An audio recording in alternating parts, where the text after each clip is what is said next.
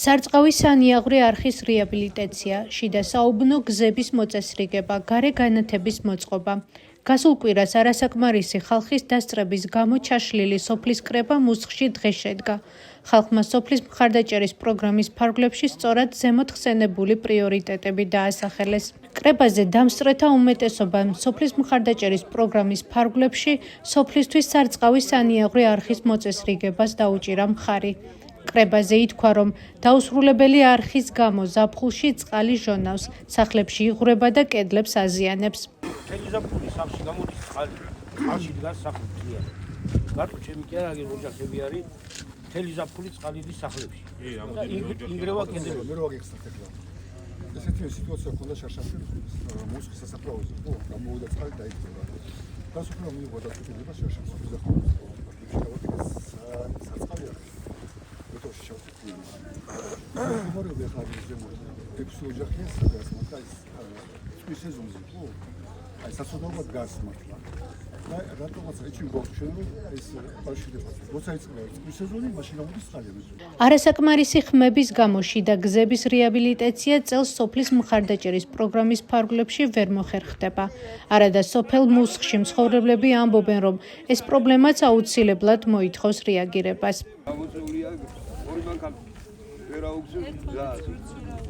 გასაგები.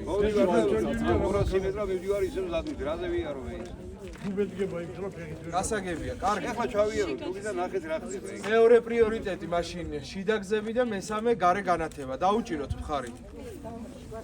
ჩვენ ახალციხის მუნიციპალიტეტის მერს ვარლამ ციკლაურს ვკითხეთ, იგეგმება თუ არა შიდა გზების მოწესრიგება მერიის ბიუჯეტით. მისი პასუხი შემდეგია. ჩვენ მოვაწესრიგებთ ამ გზებს ჩვენი რესურსით.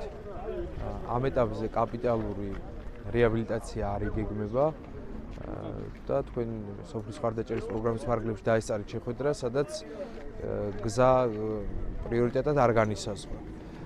შესაბამისად ამ ეტაპზე არ გვაქვს დაგეგმილი შიდა საუბნო გზების რეაბილიტაცია, თუმცა უნებრივია სამბოლოდ აუცილებლად მივაქცევთ.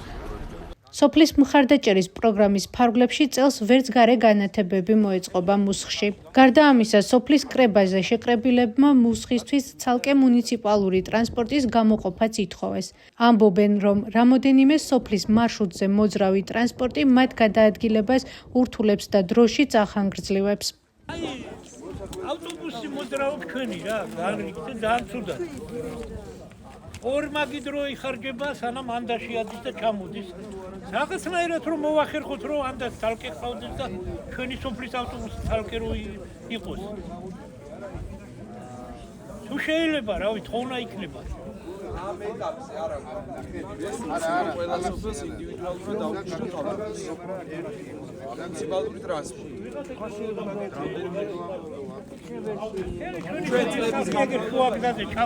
ორ საათზე მეწყება სამსახურდა, ჩავდივარ 4 საათზე, რაღაცექცეთ ხალხი. სოფლის კრება მუსხში 6 მარტს უნდა ჩატარებულიყო, თუმცა მაშინ მუნიციპალური ორგანოს წარმომადგენლებმა თქვეს, რომ კრებისთვის საჭირო 100 ადამიანის შეკრება ვერ მოხერხდა და შეხვედრაც ჩაიშალა. დღეს კი მათი თქმით 101 დამსწრის ხელმოწერა ჰქონდათ. სოფლის მხარდაჭერის პროგრამის ფარგლებში ახალციხის მუნიციპალიტეტის ყველა სოფლისთვის ჯამში 612,000 ლარია გათვალისწინებული.